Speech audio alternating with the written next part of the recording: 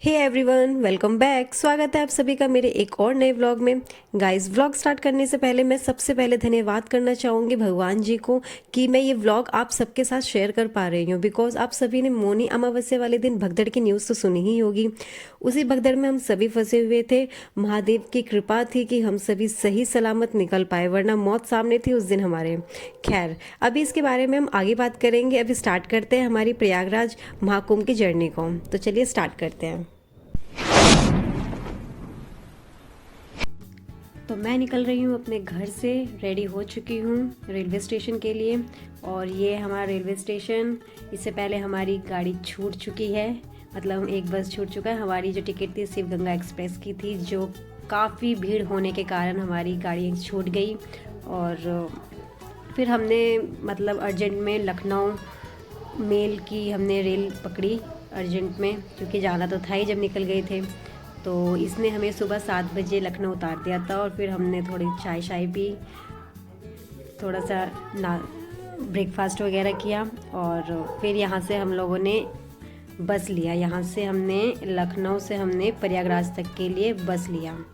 जो हम सुबह 9 बजे बैठे थे और हमें तकरीबन 1:30 बजे के करीब इस बस ने हमें उतार दिया था। और 1:30 बजे से जो हम लोगों ने चलना स्टार्ट किया, ओ माय गॉड, फाइनली। तो यहाँ से चलना हम लोगों ने स्टार्ट किया था। मेला क्षेत्र आगे जाने का मार्ग यहाँ पे जो लिखा हुआ है, और यहाँ से हमने अपनी यात्रा प्रारंभ कर दी थी। और लेकिन हम लोगों को फिर हमारे मतलब बॉटल्स में पानी, कुछ बॉटल्स खाली हो गई थी। तो हमें यहाँ पे दिखा कि यहाँ पे जल की सुविधा दे रखी है। तो हमने यहाँ पे पानी अपने बोतल्स को फिल कर लिया था। और यहीं पे पास में ही यहाँ पे भंडारे की व्यवस्था भी की जा रही थी। यहाँ पे देखा था तो मतलब श्रद्धालुओं के लिए मतलब खाना भी बन रहा था। और यहाँ से मैं देख रही थी कितनी भीड़ जाती हुई। कुछ फैमिलीज़ के ग्रुप्स तो अपने रस्सी का प्रयोग कर रहे थे कि हम लोग कोई खो ना जाए, तो सारे इसी रस्सी को पकड़ के चलेंगे। तो ये है, हम यहाँ पे बैठे हुए, सब लोग जा रहे थे और धूप इतनी तेज हो रही थी। तो हम लोग पिकनिक मना रहे हैं यहाँ पे, और कुंभ ये लोग जा रहे हैं।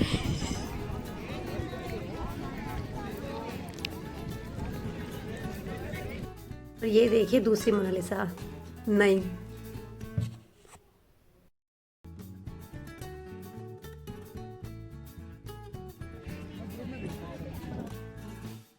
यहाँ के रास्ते कुछ इस तरीके के थे, ऊपर नीचे जहाँ चलने में बहुत दिक्कत हो रही थी, क्योंकि काफ़ी लोग चल रहे थे पैदल ही। और ये हम पहुँच गए पीपा पुल के पास। तो थोड़ी सी पीपा पुल की बात करते हैं। आप लोगों को तो पता ही है, प्रयागराज में महाकुंभ के लिए गंगा नदी पर 30 पीपा पुल बनाए गए हैं, ताकि इन पुलों के माध्यम से श्रद्धालु संगम घाटी तक पहुँच सके। इन पुलों पर एक तरफा यातायात की व्यवस्था की गई थी। और ये हम पहुँच गए गदा द्वार। चलते चलते हम गदा द्वार तक पहुंच चुके थे, और फिर हम चलते ही जा रहे थे। फिर हम लोग रुके थोड़ा एक जगह रेस्ट के लिए, क्योंकि बहुत ज़्यादा थक गए थे हम लोग, हमारे पैर वगैरह सब थक गए थे चलते चलते। तो हम यहाँ पे कुछ एक मंदिर टाइप का था ये बनाया हुआ, यहीं पे सब लोग रेस्ट कर रहे थे थोड़ी देर के लिए। तो हम लोगों ने भी थोड़ा सा रेस्ट लिया और थोड़ा सा खाना पीना खाया, और फिर दोबारा हम लोग चलने लगे। चलते चलते शाम हो गई थी, तकरीबन 5:30-6 के करीब टाइम हो गया होगा। और ये फिर अब हम पहुँच गए कलश द्वार तक। बीच बीच में ये द्वार आ रहे थे। तो फिर यहाँ पे आके हमने थोड़ा सा आगे चल के पूछा कि अब हमें कितना जाना है। तो भी हमें लोगों ने बताया कि 7 किलोमीटर हमें और चलना है। गाइस, ये सिविल डिफेंस वाले भैया दिख रहे हैं, इन्होंने हमें मना किया है कि यहाँ से 7 किलोमीटर की दूरी है, आप लोग मत जाइए। लेकिन हमारे साथ हमारी मम्मी, हमारी आंटी, इनकी मम्मी, हमारी आंटी वो कह रही है नहीं हम जाएंगे। हम लोग थक चुके हैं बहुत बुरे वाला। तकरीबन हम आफ्टरनून से चल रहे हैं। हाँ, आफ्टरनून से चल रहे हैं, रुक रहे हैं, चल रहे हैं, खा रहे हैं, पी रहे हैं पानी और चल रहे हैं। लेकिन अभी भी हमें 7 किलोमीटर और जाना है। और टाइम हो गया है, क्या टाइम हो रहा है अभी बता दे रही हूँ। हाँ, 6:27 हो रहे हैं। और होप कि हम रात के 12 बजे तक पहुँच जाए। और अगर हम रात के 12 बजे तक पहुँच जाते हैं तो आंटी का इरादा है कि रात के 12 बजे हमें डुबकी लगवा देंगे गंगा जी में। गंगा जी में क्या, संगम जा रहे हैं। हाँ हाँ, वहाँ लगवा देंगे आंटी 12 बजे हमें डुबकी, और फिर इतना ही हमें, हाँ इतना ही हमें चल के वापस भी आना है। तो हमें सोच रहे हमारे पैर के साथ पूरा शरीर सूजेगा। हमारी हालत हो गई ख़राब, हमारे साथ पानी है, और ये कैन जो देख रहे हो ना, ये हम भर के लेकर आने वाले अभी और वही हमारी हालत हो गई ख़राब। मिलते हैं नेक्स्ट। और मम्मी का तो ये हाल है। आंटी का स्टेमिना दिखाती हूँ। वो है हमारी आंटी, ये देखो कुल आंटी ऐसे चले जा रही हैं कि कोई रुकना नहीं है, चलो बस भंडारा खाने, जिसकी लाइन पीछे से है। तो अब हम पहुंच गए हैं नागवासुकी द्वार। नागवासुकी द्वार के पास ही लेफ्ट साइड में, जैसे शिव नगरी प्रयागराज में महाकुंभ मेले में 7 करोड़ 51 लाख रुद्राक्ष की मालाओं से बने 12 ज्योतिर्लिंग स्थापित किए गए हैं, जो दूर दूर से श्रद्धालुओं के लिए आकर्षण का केंद्र बने हुए हैं। महाकुंभ में बने हर ज्योतिर्लिंग 11 फीट ऊंचा, 9 फीट चौड़ा और 7 फीट मोटा है, जिसके चारों ओर 7 करोड़ 51 लाख रुद्राक्ष की माला लिपटी हुई है। और अगर यहाँ कोई आप लोग गाइज अगर यहाँ पे यज्ञ वगैरह करवाना चाहते हैं तो आप ये भी करवा सकते हैं यहाँ पे।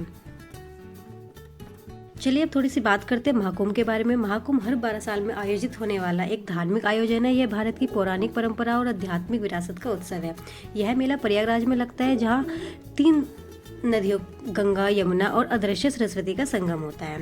हिंदू परंपरा में त्रिवेणी संगम प्रयागराज में, जहाँ पर गंगा, यमुना और सरस्वती तीनों नदियों का मिलन होता है, उसे त्रिवेणी संगम कहा जाता है, जहाँ हम जा रहे हैं स्नान करने के लिए, जो एक पवित्र स्थान भी है। यह कहा जाता है कि यहाँ स्नान करने से सभी पाप धुल जाते हैं और पुण्य जन्म के चक्र से मुक्ति मिल जाती है।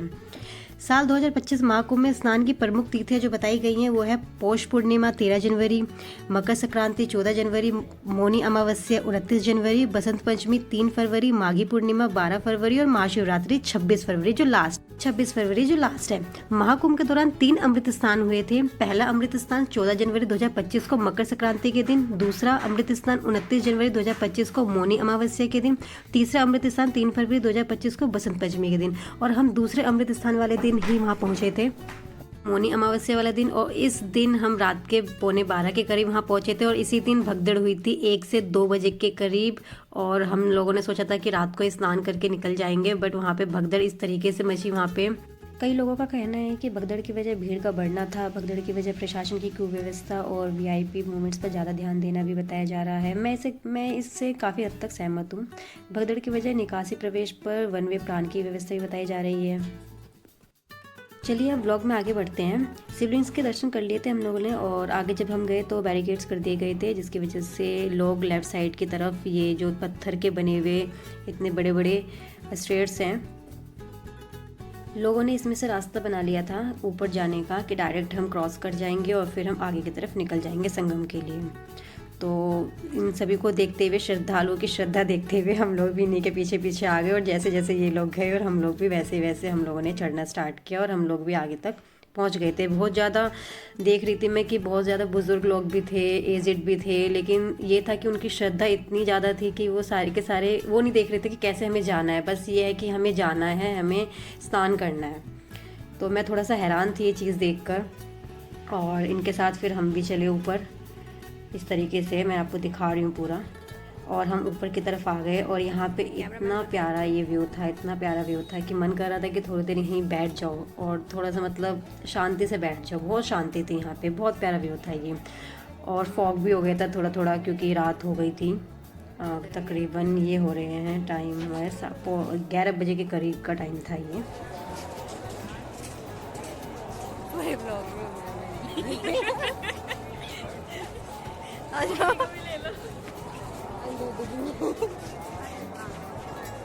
इस कैमरा क्या हो गया? ठीक है,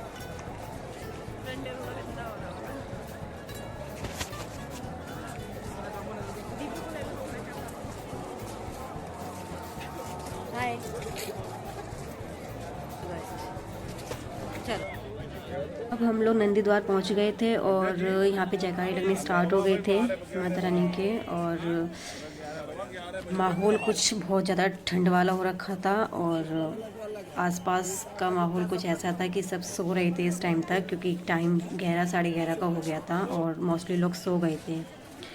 और काफ़ी ज़्यादा तेज़ ठंड भी हो गई थी। तो अब हमारी दूरी ज़्यादा रह नहीं गई है, बहुत कम रह गई है हमें संगम द्वार तक पहुंचने की।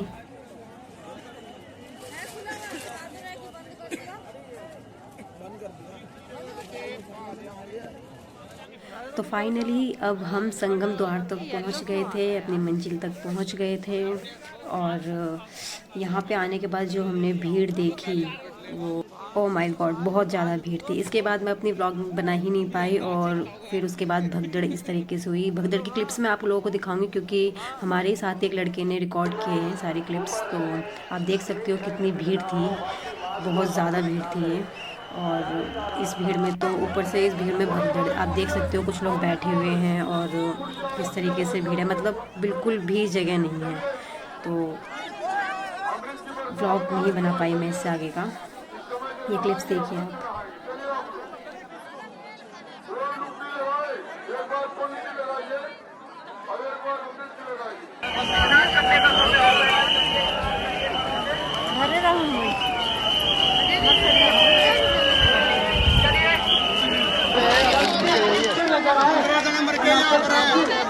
वन 1920। ये देखिए यहाँ पे ये सब बिखरे हुए हैं, सब भीड़ में दब चुके हैं। प्लीज